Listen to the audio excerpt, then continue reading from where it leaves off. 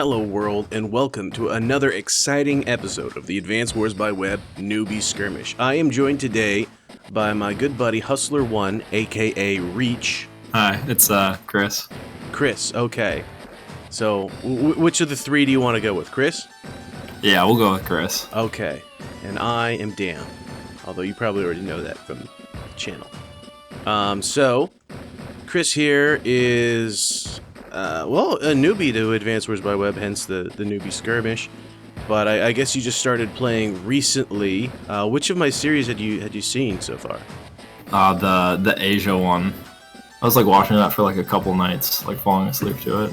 And that's the one where I'm like, oh, this is like super interesting. I remember playing Advanced Wars, and it's like very much like, oh, this will be fun to watch. And then I got to it was like day 43, and there was no new content about it. So I'm like, well, what gives? Why is there not a conclusion to this? I'm like, oh, it's still in progress. People are playing this currently, and I'm like, ooh, maybe I should check that out. And then, did some digging through the YouTube video and found your Discord channel, and from there, I just had to get into Advanced Wars. So now I'm here.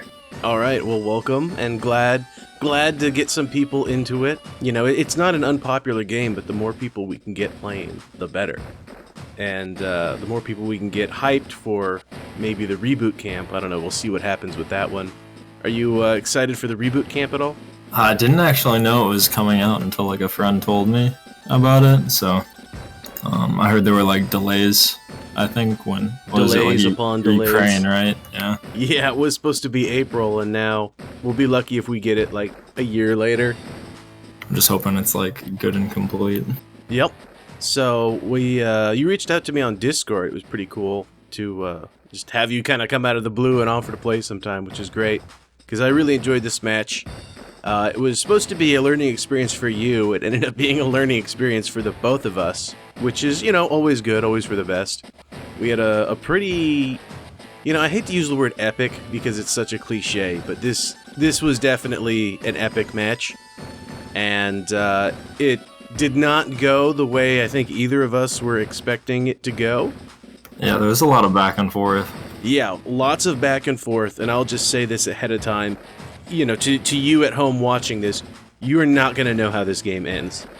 You're going to be a quarter of the way through, you're going to think you have an idea, you have no idea. You're going to be halfway through, you're going to think you have an idea, you have no idea.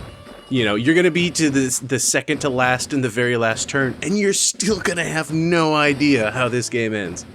It was a pretty intense match, but I think that's what really you and I got the most out of in terms of learning from it, and I think that's what everybody else is going to get the most out of in terms of watching a great game and learning some pretty important Advanced Wars lessons.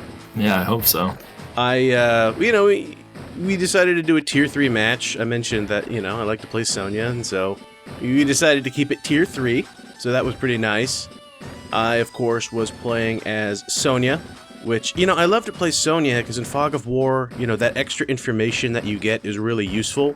And I really like Sonja as a CO because it's not a matter of like, oh, she's got a really strong power and that's why she's a good CO. It really is down to you as the player to make the most out of the extra vision that you get. And so, obviously, she doesn't have an unlimited skill ceiling, but she does have a much higher skill ceiling than one would expect. And she does have a much higher skill ceiling than a lot of other COs, especially a lot of other tier 3 COs, just because it's really up to you to use that information in order to actually play well. Because you're certainly not getting, super stellar ability to that effort. So you ended up going with Andy, which is not at all a bad pick for this map. It's not at all bad pick as a matchup against Sonja. And it's not at all a bad pick for just how long this game went on. You were really able to get a lot out of him. So what was your idea behind Andy, and how did you feel about that? Well, there's no complicated day-to-day stuff with Andy. There's, I think, 3 bases was something I was watching from one of Deejus's videos, I think, where like the more production facilities you have, the better any CO with a global is. So I'm like, well, hopefully I'll be able to keep units alive and maybe start like getting a material advantage that way. Yeah, Deegis is a great one. He's a very highly ranked player, so of course he's going to know what he's talking about. And he also presents information in a very understandable sort of way. So he is also a great caster and a great resource for newer players. And you're right that Andy, he doesn't have complicated day-to-day. That's pretty much, I'm pretty sure that's like the basis and the design for his character. He's supposed to be like the protagonist, main character, first CO you play as, very generic. He's like the default CO. So they don't want to make him too overly complicated. And you get COs like Sammy that have reduced damage on their vehicles, or Jess, who has reduced damage on her infantry, or Max, who's got reduced range and damage on his indirects. And you have all these like extra factors you kind of have to keep in mind, whereas Andy is real simple. He doesn't do anything special, but he also doesn't have any big downsides. And his power is really easy to use. It's real simple. It's a global power. His little power is 2 HP. His big power is 5 HP. That's it. How much simpler could you get? So from that, Andy probably is one of the best COs to get started with. And he's hard to get wrong. That's basically what it comes down to. It's hard to screw up playing as Andy. Maybe you're not going to be able to do all the crazy kind of wombo combos that Eagle can or whatever, but it's really hard to mess up a global heal on all your units. And you put it to some really good use, so that's it really came into play. So we'll see some of that going ahead. And I'd say let's get started with this. So it was you versus me, and this was supposed to be like a bit of a training match. I saw you had when we first started playing, you had a 775 rating, so just a hair below the default, the starting MMR. Yeah, I think I had just lost my first game, so. Okay, that's what it was. So I saw that, and I didn't want to go too hard. Yeah, I think that really led to some interesting things happening, and I'm glad we had the game that we did, because, like I said, I learned a lot from it as well. So let's get started with that. Andy, you, starting off in the north as Orange Star, will take us away day one. I'm interested to see what your cap order is on this, having, a little bit more experience with Advanced Wars by Web and certainly playing on this map. I have a little bit better of an idea of what to do, but I'm not too familiar with this map. I haven't played too many games on it, and I ended up making a pretty big mistake. You ended up making the same mistake. We'll get to that in just a moment.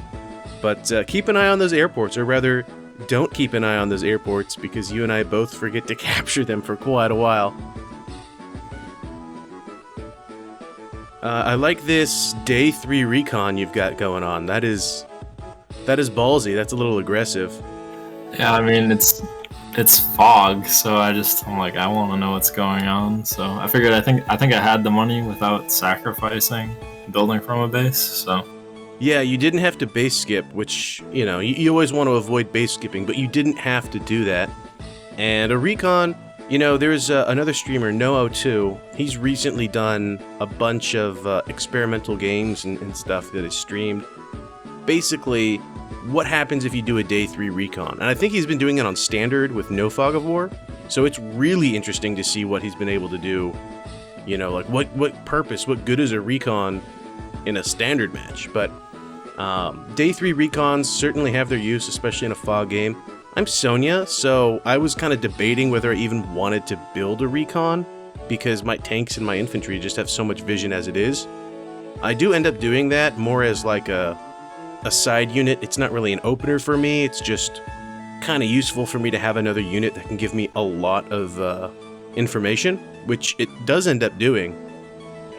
But you can see I actually start here with a tank, and the recon comes second.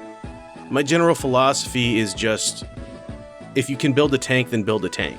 And again, especially as Sonja, because she's got so much extra view range, why do you need to build something other than a tank if you can just build a tank? Meanwhile, you've got this recon really far deployed, day 6, and you've already got vision of my comm tower. Yeah, I wasn't sure if there's, I didn't know what like the standard kind of play was, but I'm just like, I'm like, I think I can probably get it pretty far up, keep it hidden, but I don't know, I'm not sure. I don't remember if I kept it well protected or not. I've definitely learned since then that they're often a lot better just kept in woods than trying to attack stuff. Yeah, recons are good in the early game. Basically before your opponent gets a tank out, which is really only going to give you a 1 to 2 turn window to make the most of that. But here, you've already captured your comm tower, which is maybe a day early, maybe a turn too early, but rather, it's much better too early than too late. But meanwhile, you know, look at my cap order, I still don't have my comm tower captured. So, and I skip over it. I could have tried to capture it this turn, but I actually thought, like, oh no, he's a new guy, he doesn't know what he's doing, he's gonna take forever to get to the front, so I can capture these properties instead. I got a little more time. And that ended up being like a big mistake on my part, because look at you, you get that recon right there, you already have your tower. Yeah, I really appreciated the vision that I got from it this game. Yeah, and this is a good map for it because you have those forests in the center there. And so, because they're so centralized, if you hop in any one of those forests, you'll get a really good view of my side of the map, especially that one you're in right there. But they're also pretty defensible locations. They're not too vulnerable while they're at where they're at right now. So those forests are actually perfect for either you or me to stick a recon into and just let it sit there for a while. You have those roads nearby, you have those cities nearby, which are only going to take 1 tile of movement from the recon. So if you got to get it out of there, you can get it out of there pretty easily. You also have the shoals and that lab right there. So if you have to go in that direction to escape, shoals only take 1 tile of movement. Labs and cities only take 1 tile of movement. So you got a lot of options forward, you got a lot of options back, and you can just stay hidden. So you're getting wonderful, wonderful view of everything I'm doing right now. You know that I don't even have my comm tower while you have yours. So that does put you at a pretty serious advantage. Yeah, I think you did a lot better job than I did with like being aggressive about taking territory, because you're already taking the corner, and I'm kind of just like moving out instead of like rushing to an edge. I'm just like taking each property as it comes without really a plan to... Along the top there, you've got that one infantry guy who's just about to start capturing that second city. Meanwhile, I had 2 infantry along the bottom. One was capturing the first city, one was capturing the second city. And then as soon as I was done with those captures, those actually happened at the same time, whereas you did 1 at a time. When I was done with those, one of them went on north, and he's about to capture one of my... Right there, he just moved onto the property. The other one, I moved to that corner city. And that's just a cap order sort of thing, where sometimes you could do what you did, which is just to send 1 infantry down the line, and that 1 infantry will slowly but surely capture everything that's down that line. Or you can actually send 2 infantry, have the first one skip over the first property, have the second one go for the first property, and then have your first infantry actually capture the second property, so they start capturing at the same time. And it depends on the map, it depends on the cap order and the build order and everything, but sometimes it's actually better to skip over that first property and go for the second one, and then have your next infantry go for that first property. And I think you did that just south of the lab too, where you're capturing 2 properties, and then you saw that the one closer to me was still open, so you moved them both to start capturing the further properties. Yeah, I had killed your infantry on the comm tower, not soon enough to deny you the capture, but it just seemed like, you know, an easy kill, so I took the easy kill. And because I saw that you didn't have any units or any infantry really in the area, I didn't see that recon you had in the forest, of course, and you still didn't deny me the capture, so I'm going to get both of those properties. And so because I was able to get to the front line a little bit sooner, I'm able to capture those properties. And yeah, that you see that property I just moved onto in the back there, it's going to take me 1 more turn to capture it. But you know what? That's uncontested. That's a safe property. So I'd rather capture the scary property and not have to worry about it than capture the safe property a little bit earlier. Yeah, and this is a lot of what I've learned too, is that like it's a lot easier to hold on to the front properties if you can get them before your opponent is able to chip away at you. Exactly. And then some of the safer ones you can just get, because you're going to be making infantry all game anyway, so some of the ones in the later turns can just mop up the properties you've skipped over. Yeah, and here's the thing though, if you go for the ones in the back first, and then you try to capture the frontline properties, your infantry could die. And if your infantry keeps getting killed off, you might never capture those frontline properties. Whereas, the properties in the back, yeah, you can send an infantry to the front, and on their way to the front, you can capture some of those safe properties. There's no way your opponent's going to contest it. And then even if you do lose that infantry, you already captured the property. Whereas if you just send that infantry straight to the front, and then you try to capture that neutral territory, it's so easy for your opponent to deny you neutral territory again and again and again.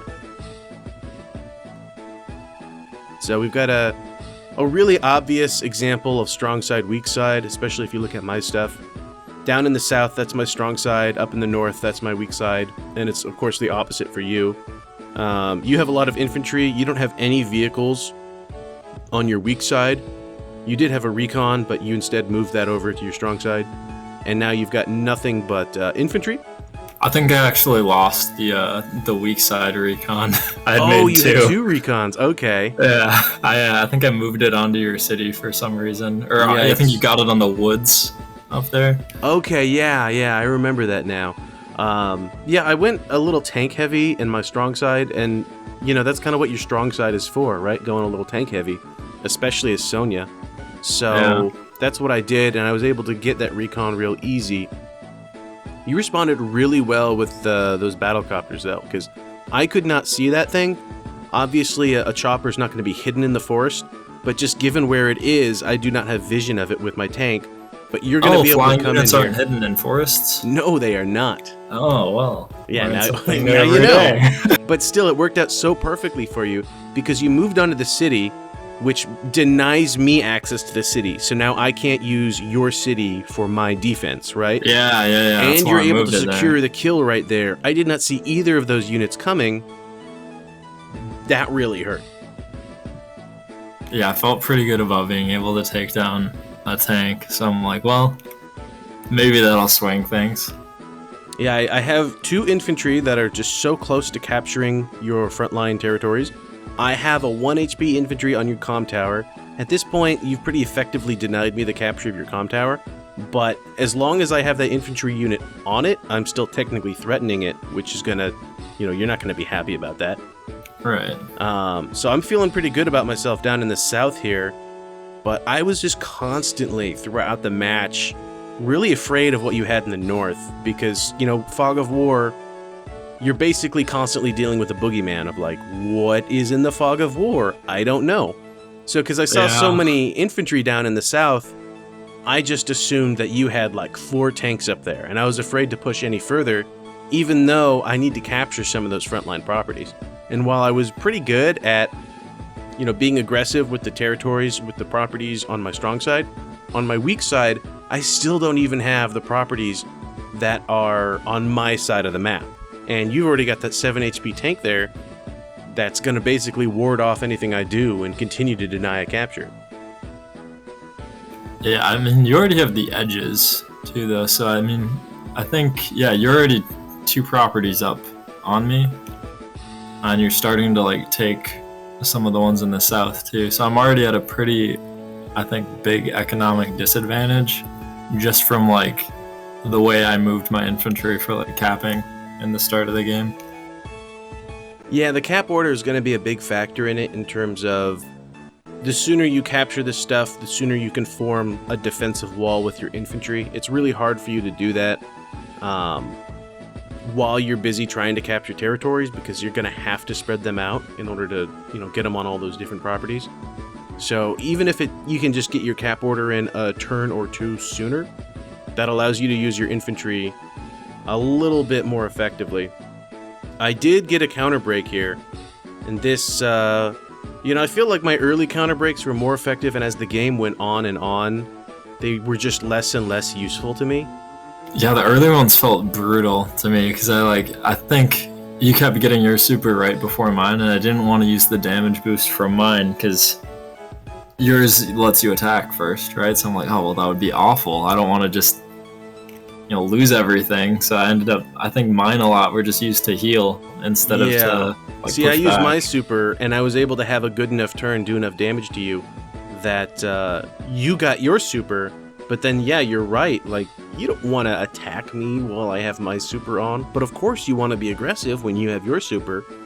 So it kind of confounds you a little bit. Yeah, it was like, which one do I do? I don't know which choice is right here. So I think I tried to take like the fights where I wouldn't take too much damage, but wasn't able to be too aggressive with my early ones. That's another thing about Sonja is, again, her power isn't like, oh, it's such a good power, it's such an obvious power, it's so, you know, it's just a real easy gimme power. That's not the case.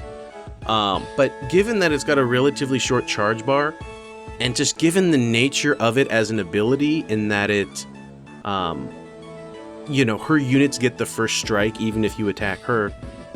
Again, it's not like a hard counter to anybody's abilities, but if you can use your power, then yeah, that really denies them that first strike opportunity.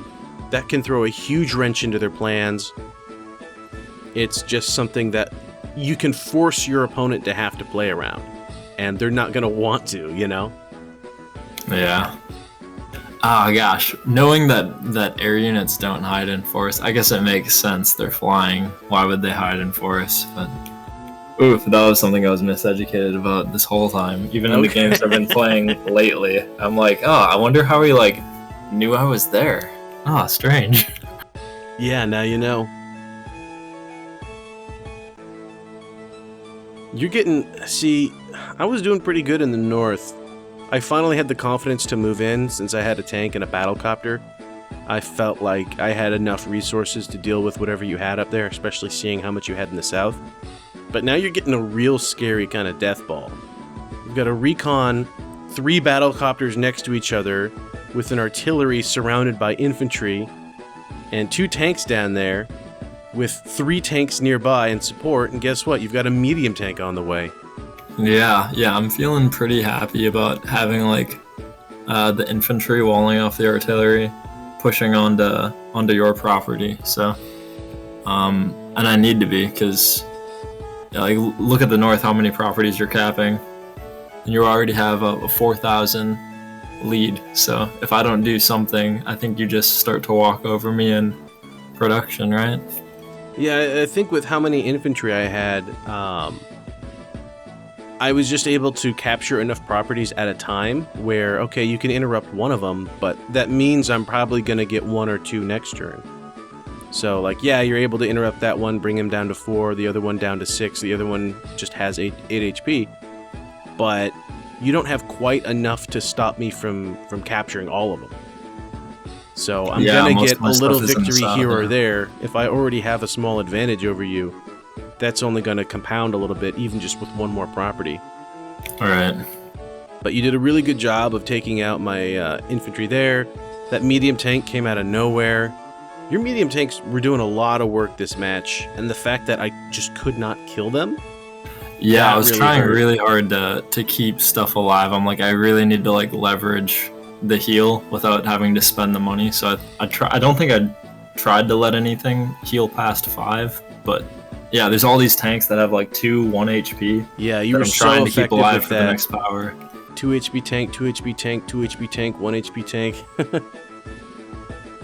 So I think that's where... I'm not going to say medium tanks hard counter Sonja, because that's not quite the case, but given Sonja's bad luck, you know, she's already doing a little bit less damage, so I think the reason that a lot of your vehicles are just barely getting away is because of Sonja's bad luck. But when and that's perfect for Andy. Yeah, when you compound, medium tanks are really good for Andy because they're cost effective and you can just heal them back up. Yeah. And Sonja's bad luck on top of that just makes them even harder to kill, which means you're getting even more units away. Now, if a battlecopter gets away, that sucks, but battlecopters, they're easy to do damage to. An AA will take it out in 1 hit. A battlecopter can come in and easily do, 6 points of damage to a chopper. But when a light tank gets away, that sucks a little bit more because it's a little bit harder to kill, but, light tanks they're easy enough to take out. But when a medium tank gets away, you're not going to be able to hunt it down. A Recon, maybe you can hunt it down. A chopper, maybe you can hunt it down. But if there's a unit you're willing to sacrifice that's down to, like, let's say 3 or 4 HP to try to get that last point of damage in, You know, maybe a 3 HP tank can take out a 1 HP tank and you can secure the kill, which is important for Andy, because otherwise you're just going to use your power to get it back. But a medium tank, you know, is a 4 HP tank really going to do a point of damage to a medium tank? I don't know, that's really sketchy. And you get into that territory where it's like, it's a luck roll, it's a damage roll, it's not guaranteed, you know, maybe you'll get the kill, maybe you won't.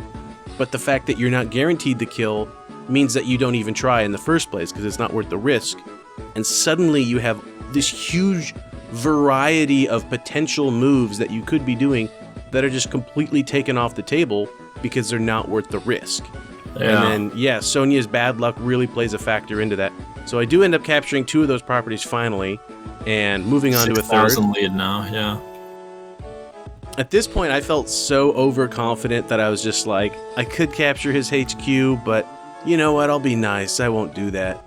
And then little do I realize you've got 2 medium tanks right there. I'm so overextended with all my tanks. I felt so good about the damage I did this turn. Like, yeah, you're going to get your repair in, but I'm at least able to secure enough kills where I killed the units before you could repair them, so... Yeah, quite a few of them. I think I have, like, there's still, like, 4 tanks that are going to really benefit from this, though, that I kept alive back there, so... Yeah, when you think about the, like, the gold value that you're going to be getting out of this repair... It's like 1,400 on just the tanks, yeah. Yeah, like, I do have a significant advantage over you. In terms of income and everything, but you're basically getting free money when you use your power. Yeah. And then there you go. Your medium tank takes out my tank in the forest. You don't even have to use your super for that. Yeah, I was trying to get damage on it before. Anything I could do to get damage on before. So a day 17 fighter. Yeah, so I had seen a ton of battlecopters from you, and I was like, well... I'm pretty sure my medium tanks are going to be able to like deal with ground as long as I can keep his air out. So I was like, maybe I'll just make a fighter, and that way like it'll like chase away his copters. It was convenient that you had made a stealth, I guess, but we found out really, just how bad that is. Really effective use of your fighter this match, of your multiple fighters. I will say, I have not seen much more experienced players than you use fighters or use them nearly as effectively. So, I mean, I always knew that fighters were good. I always knew what they were capable of, but just, if I don't see, you know, above average players using fighters like this, I'm certainly not expecting a newbie like you to go for an early fighter, right? Like, I don't need to worry about that at all, right? And, yeah, I mean, I don't know, I was just thinking like the copters are like, I felt like the copters were the only thing that were like gonna deal with the medium tanks, because I hadn't seen you make any artillery or anything. So like tanks don't do anything to medium tanks, right? But the copters, they'd pretty much be getting free hits in. So yeah, well, with copters they can trade pretty effectively, but they only deal like 1 to 3 points. Yeah, and they will gun, take like 1 to 2 damage in return. So it's not like a super, you know, free damage or anything like that. Yeah. But and then your stealth comes into play here. I think that did like 6 damage to the medium tank. Stealth. So yeah, I kind of built that stealth bomber. I was thinking like, oh, I don't need to go hardcore on this guy. I don't need to put out even more tanks. You know, I don't need to go into medium tanks. I can get a bit cheeky with him. Yeah, like I'll go with this stealth bomber flex. And I'd never used a stealth before, so, you know, I just wanted to see, how does this unit work? What does it do? And I gotta say, I was so extremely disappointed in the stealth. For a unit that sometimes gets banned, sometimes it's, you know, a lot of times in custom games, people will mark it as like a lab-only unit, you know, so it's kind of rare, it's kind of got a little bit of prestige to it. And so I knew it was a fighter bomber type thing that could attack both air and ground. It's 24,000. It's one of the most expensive units in the game. So, you know, let's give it a shot. Let's see what this thing does. And the answer is 6 damage to a medium tank and then nothing else. I think I was trying to protect the fighter because I didn't know what a stealth fighter could do either. I'm just like, Yeah, maybe neither this did thing I, kills so my we fighter. We So were both about to learn. just made a wall of infantry around it. But yeah, that worked because I saw that and I was like, I'm able to kill a bunch of these units, and I don't, it's just infantry. I don't really need to think about it too much. But you really effectively guarded it, so I knew I could bait you out with this chopper. Right. Yeah. And the damn stealth bomber, even if you don't have it stealth, uses so much fuel that you have to build an APC to support it. What does it start with, like 60 or something instead of 99? 60 or so, yeah, something real low like that. So yeah, I think it's 60. And it burns 5 a turn. Plus whatever you move. So yeah, so like that gets pretty crazy pretty quick. So you have to build the APC. And the APC needs to stick with the stealth, which means basically the stealth costs 29,000. yeah, I remember I built the second fighter because like I was very scared about the stealth because I'm like, oh, like that thing is probably really good. I need so happy that like I baited you with that 4 HP chopper, and my stealth is within perfect range. So now I'm gonna get the first shot on your fighter, and like. Fighters are really good against air units, right? So a stealth fighter is good. It costs even more. It's gonna have to be even better, right? And I was like, what the fuck? Losing trade. Ooh. 4 damage on the first hit, and you do more damage counterattacking me than I did to you. Oh, I was so mad. And then there's the fuel taking, right, too? It's like low on fuel. There goes the fuel.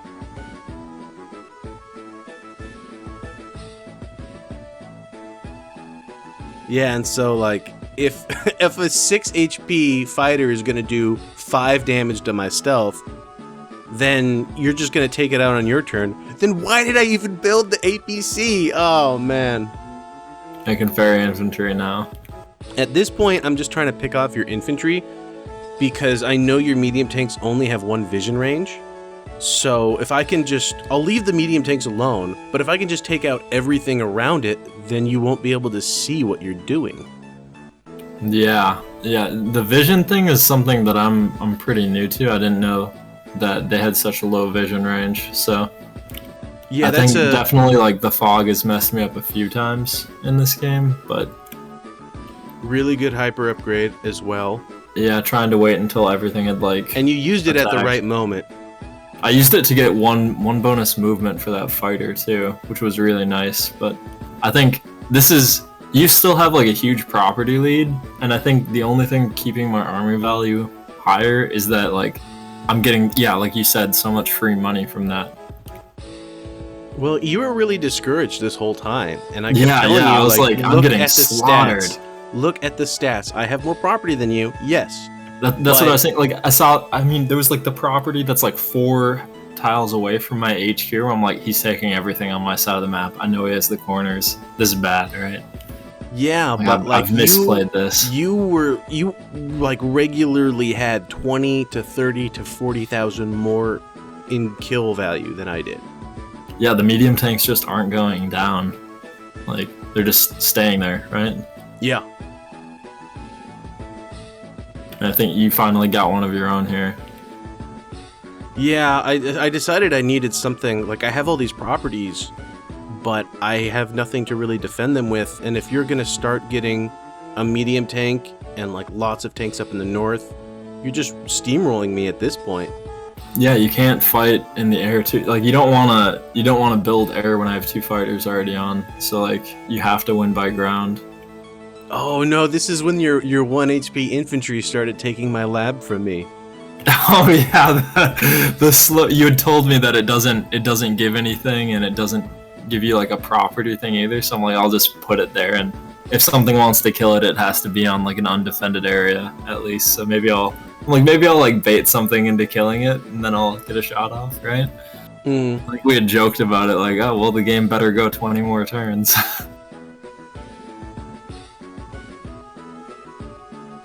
So you've done a really good job of turning things around at this point, because I do have the property advantage and the income advantage, but I overextended in order to get it, and I overextended a bit with, in order to secure some kills.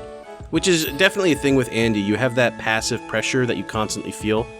Yeah, like if you don't finish a unit, I pull Yep. it back, and So you have to overcommit a little bit to secure the kill, but if you overcommit a little bit, if Andy knows what the hell he's doing, which in this case you did, you know, now the you're amount of tanks overextended. I've kept up, like I'm just looking at like the top half of the map with the normal tanks too that I've kept alive. I think some of those I pulled back multiple times, so like I think that definitely, like the free money like you're talking about was like the only saving grace.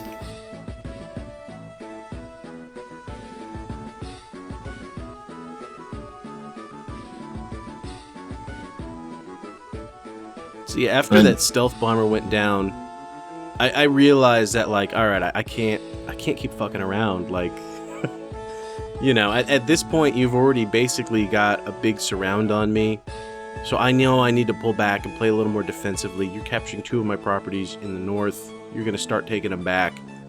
You know, you don't have any infantry near my comm tower right now, but I have really nothing defending it, so that's gonna be yours soon enough as well. Yeah, I only have the 1 and 2 infantry, I guess, up there. The one's at 5 HP. I think that was something I could have done better this game too. Is I think I was like pumping out tanks a lot, and I should have maybe gone for like more expensive units so I could continue making infantry. Because that was something I was feeling this game too. Is like, oh gosh, I wish I had more infantry in the northern side of the map. Because like I have a couple there, but I'm like, if he kills these, then Oh, that Recon did not get that kill. oh yeah, the 1 HP tank. Yeah, that's always the late game conundrum for pretty much everyone, is I wish I had more infantry. Like, I'm going to build a It's bunch of ironic tanks. because you built them all in the early game. It's, Yeah. They Well, just, you got to they keep them start to die alive. and it's hard to replace. You gotta use them, you know, as defensively, but when they get down to that 1 HP, you Pull know, them back. it sit 'em on a just city. feels so not worth it to pull back an infantry and repair it up and all that It takes jazz. time too because they only move 3, right? Yeah, Yeah. but otherwise, you Easy know, for Andy. haha. the trade-off is that, okay, you have to not build a vehicle and instead you have to build a 1,000 gold infantry, which feels kind of like a waste. Yeah. I think at this point in the game I was using the fighters. Like I think I used it just to scout the rocket in there.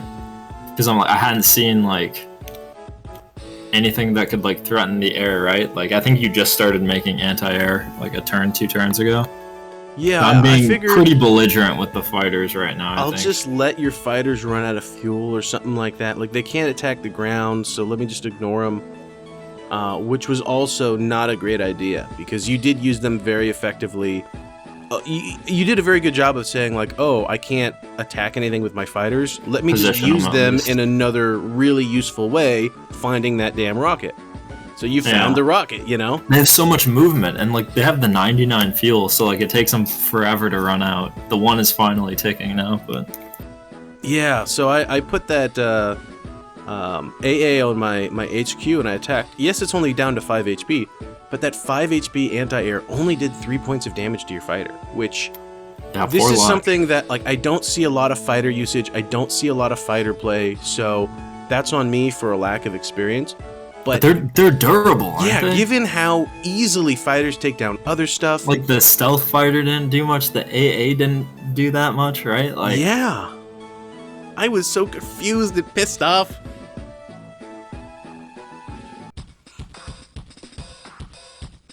And yeah, like the 9 movement range that they get. it's absurd. Yeah, you're just oh, you have a battle chopper over there. I'm just gonna Cool, reach not it, yeah. anymore.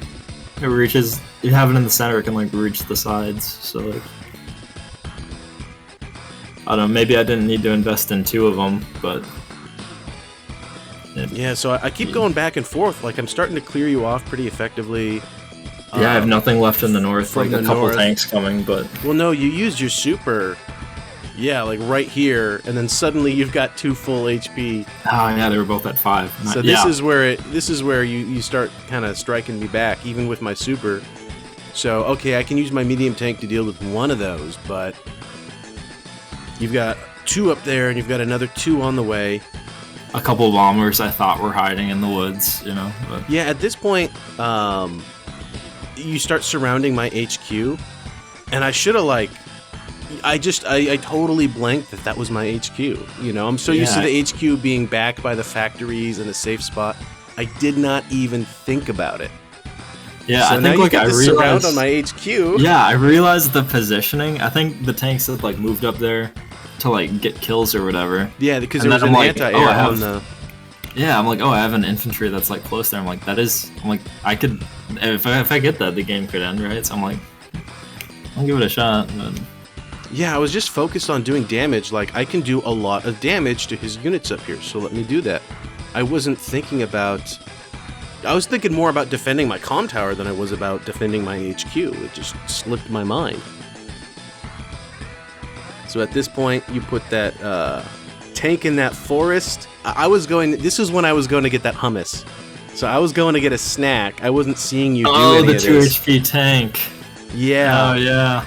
So I'm just like... doop, doop, And doop. this is where I'm like, okay, I can just like throw bodies in front of it, right? Yeah. And then I come back from getting my snack, and I'm just like, oh, that's my HQ. Oh. But looking at this, I can still solve this problem, right? Like, I can still deal with this. And if I can deal with your death ball that you've got down there in the south, what else do you have? You know, you've gone all in on this HQ here. So if I could just solve this puzzle, which is totally possible, and I didn't go and look at the replay, which I should have done when I came back. I should have watched where you moved your units and everything you did. And I didn't. And that leads to... Oh, you know what? Actually, I think the replay bugged. Hold on, let me go back. Because that medium tank was definitely supposed to move. It was like the first thing I did on my turn. Oh, I don't know why it's not showing it. Oh, that was such a crucial moment. Yeah, because if we skip ahead to the next turn, then it shows that medium tank moving. Alright, I'll have to edit all this stuff in post, but... Okay, yeah, so the replay appears to be bugged for whatever reason. But specifically what had happened on my turn before I activated my enhanced vision.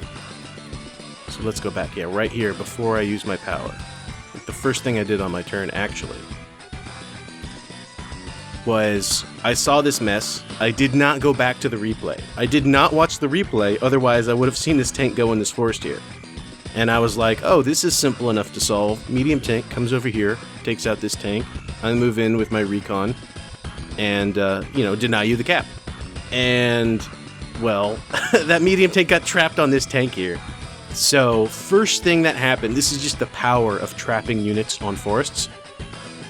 Full HP medium tank could have easily solved this whole problem.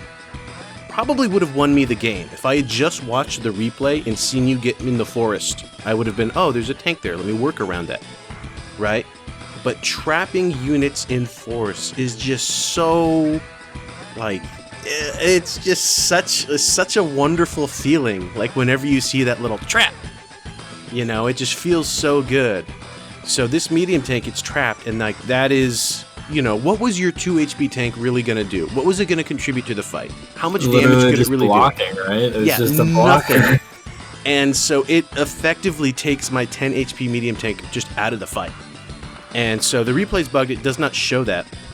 But that was when that's what made me realize, like, oh shit. Oh, is there something I can do about this? So I get to thinking, and I'm trying to puzzle out, like, how can I solve... This is a math problem, it's a puzzle, it's a Rubik's Cube, how do I solve it? One turn to get the rocket in place. If I had that rocket one turn sooner, if I had been a little less, casual in my play or whatever. But it is what it is. So now you need to buy the turn. Yes, so I'm like, I know what I can do. I cannot save up for a counter break, but I can do enough damage and sacrifice enough units to get an enhanced vision. An enhanced vision, even though the ability doesn't really do me any good, at least, not now that my tank has already been trapped on a forest, but it will give me that 10% attack defense. That 10% might just be what I need in order to deny you the cap. So this is where I start making these moves. So I can move this, I move that chopper so I can get this medium tank in here to do some damage to you there. Infantry comes in, does not get the kill, unfortunately. But my AA takes out your fighter. That was a big push. That's 10,000 In damage I did, which is going to be 5,000 towards my CO power. I'm up to 49.6. I need to get 54.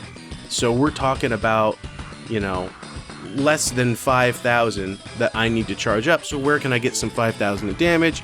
Let me get my recon to, okay, you know, let me take out your medium tank.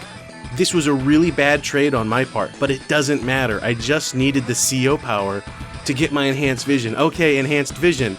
Damn, if I had enhanced vision sooner, I could have seen this tank. But let's, you know, we gotta deal with it as it is. I can still do this, right? So tank comes in here, does the damage there. Recon comes in there, does the damage there. Tank, medium tank on your tank, gets it down to 4. Tank on your tank eliminates it. Medium tank on your tank gets it down to 2. Tank on your tank eliminates it. Okay, I just need to do any amount of damage to you. I just need any amount of damage on you to get that damage in. Okay, you're down to 9 HP. You can no longer capture. There we go. I've won the game, right? Like, there. Oh, this was insane. I won the game. And that was when... That was when...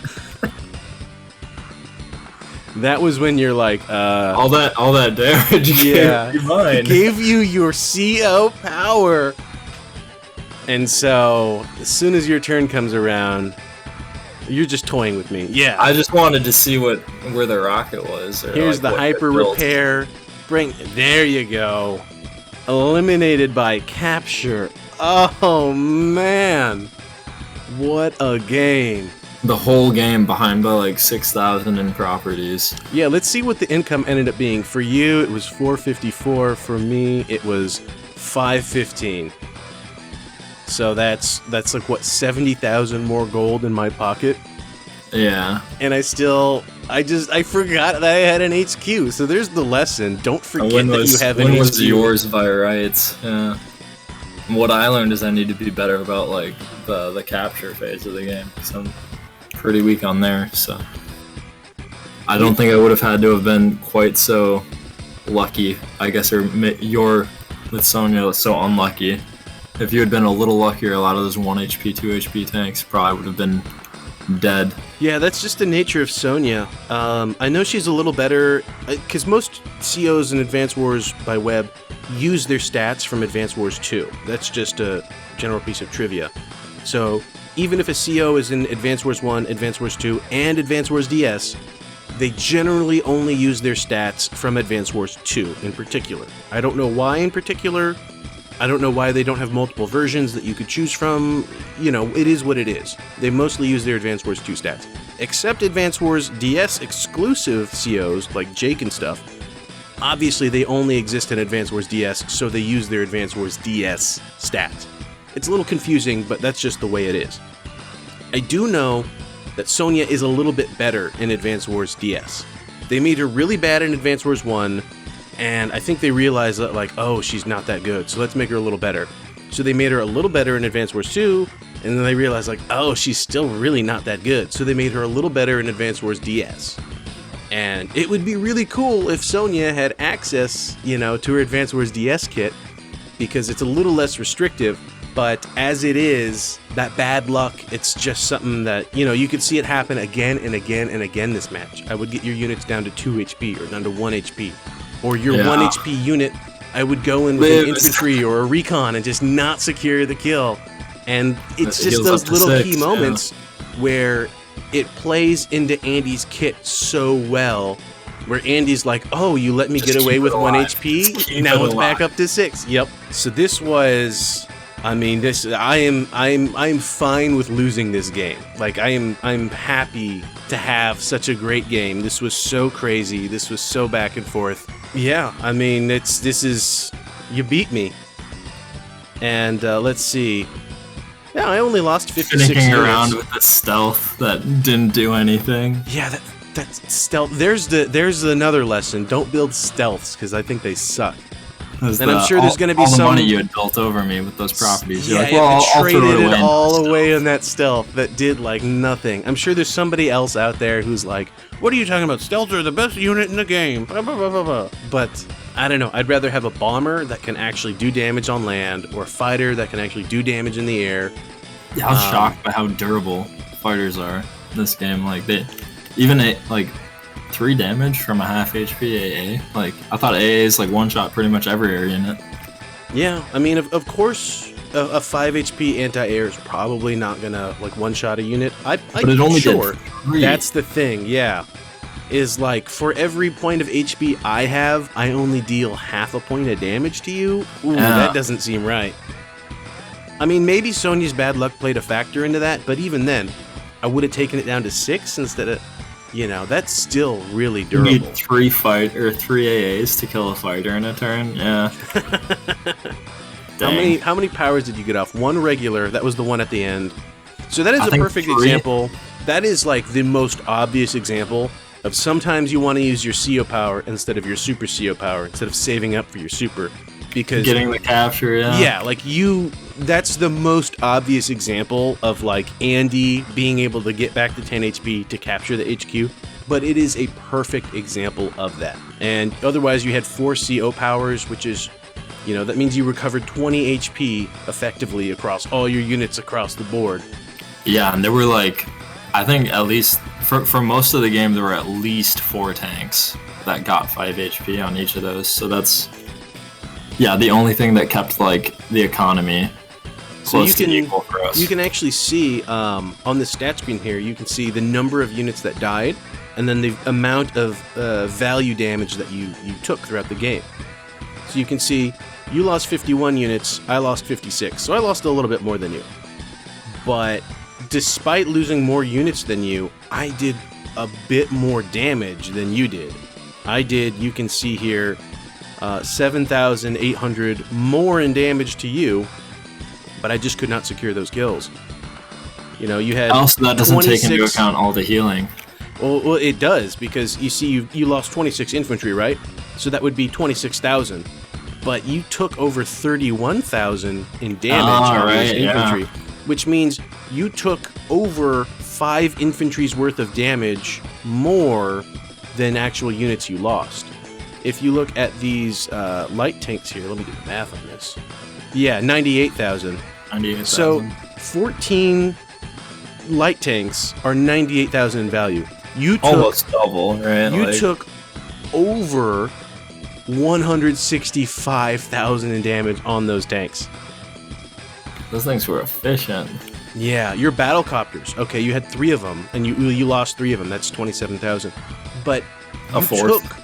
You took an entire extra battle chopper's worth of damage for how many you actually lost. And these medium tanks, you lost 2 medium tanks, right? 16 each, that's 32.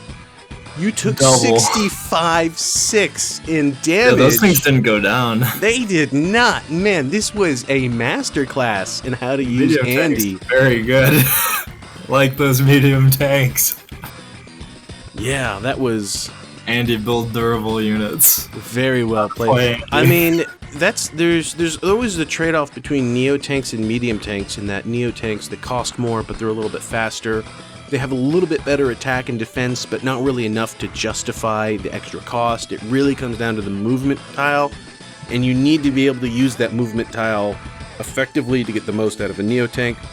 You need the economy for it too, and I was behind all game in the economy. So well, I think what Andy does is his power, you know, gives him that extra movement range, which kind of makes up for the medium tank's deficiency a little bit. Oh yeah, and then because medium tanks, they're more cost effective. Like ultimately, if you can just have a bunch of medium tanks, they're just more cost effective. Doubly so for Andy, yeah. Yeah, so it's, you know, you could have a bunch of neo tanks, and I'm sure neo tanks are really good for Andy, but if you can have 3 neo tanks, or if you can have like 2 neo tanks or like 3 medium tanks, as Andy, you're going to want those medium tanks because they're just going to have so much more utility to have 3 units on the field instead of 2. You're still going to be able to move them 6 tiles of movement when you use your power, and being able to heal them up. Yeah. You move one in, you deal some damage, you take some damage. You move another in, you deal some damage, you take some damage. And, you know, your third one already has some damage on it. You use your CO power, you heal them all back up. And then the one you haven't moved yet, you move it in and you take out another unit. and just the combos that Andy lets you utilize and get away with. I think Andy is also the longer a game goes on, the more it plays into Andy's strengths. Yeah.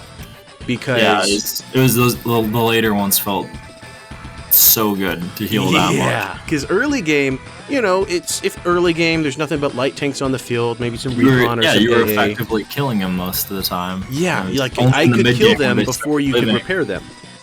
But once you get these medium tanks, I can't wipe out a medium tank in one turn. I can't wipe out a fighter in one turn.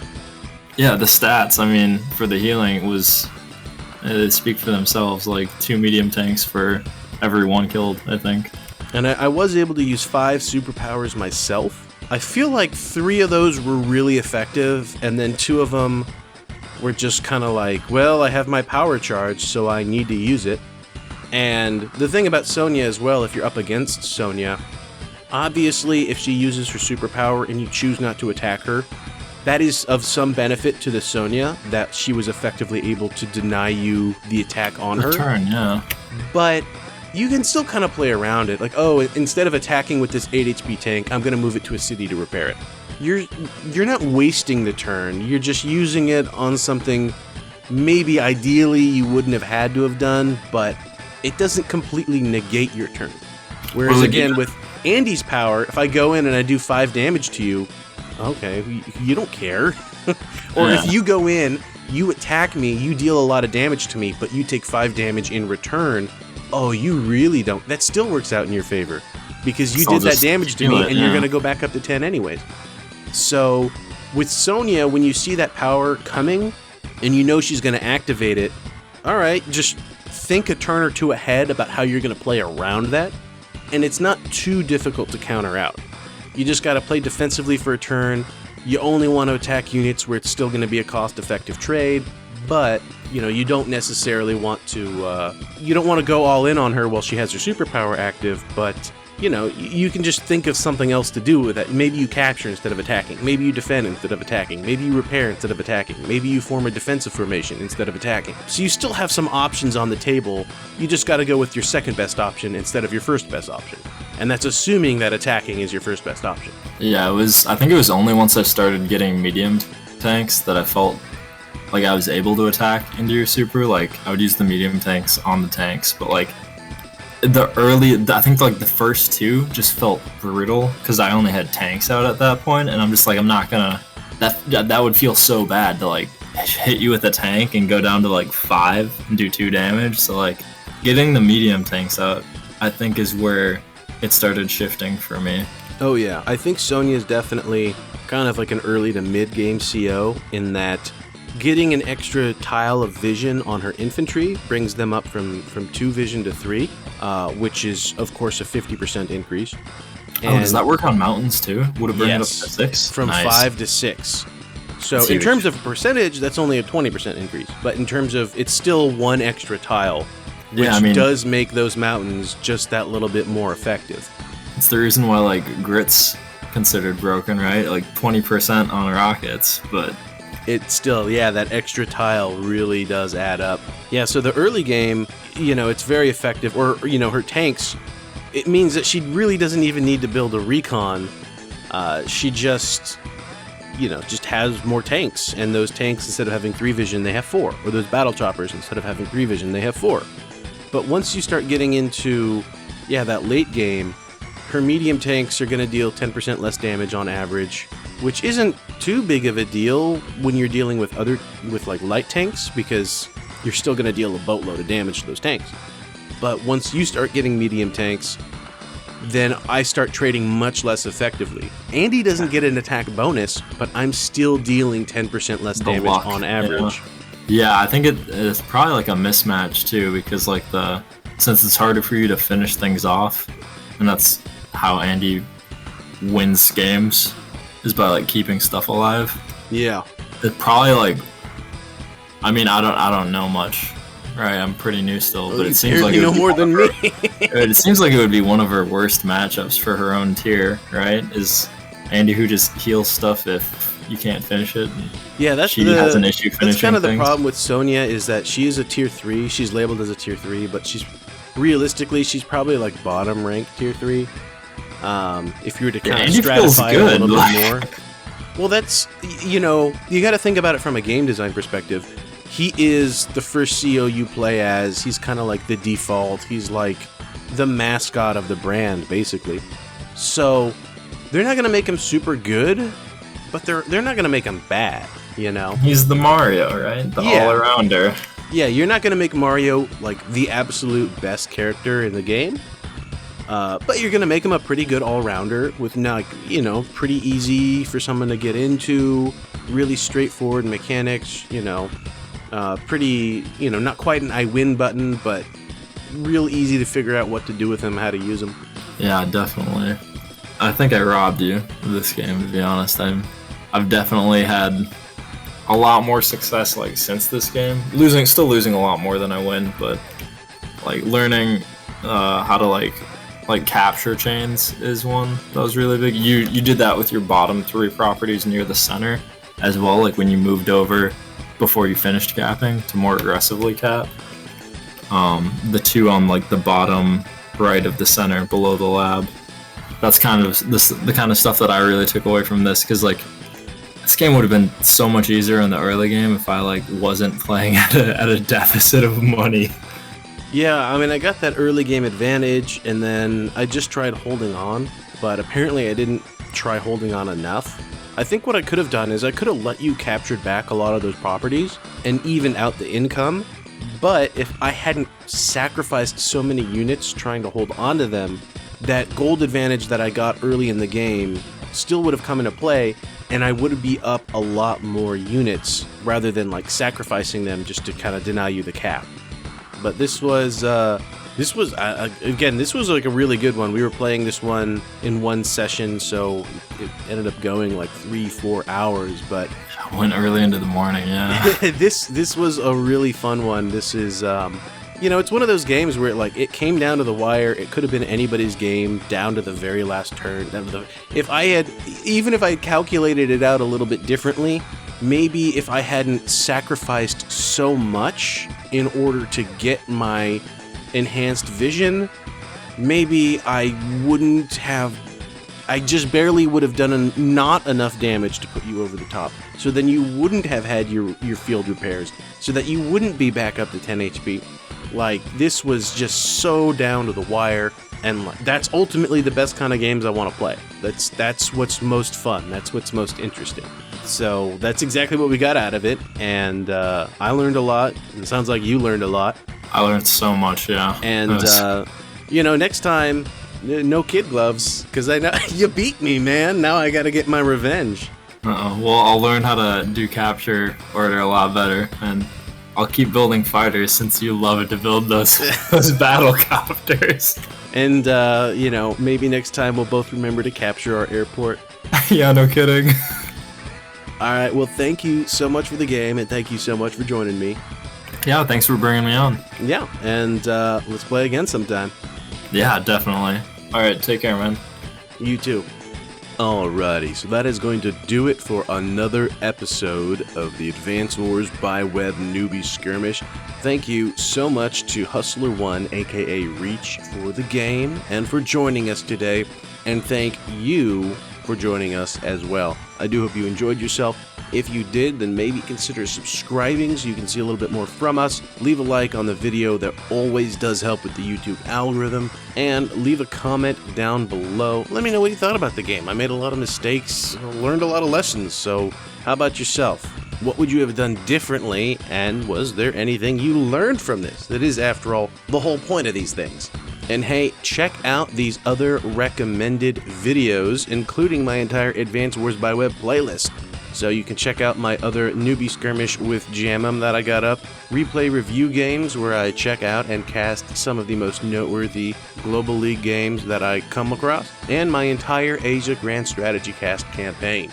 And hey, if you would like to play a game with me, either a community game or a Newbie Skirmish like this one, then feel free to join my Discord, link down in the description. Say hello, introduce yourself, and if you want to play a game, then let me know and we'll play a game.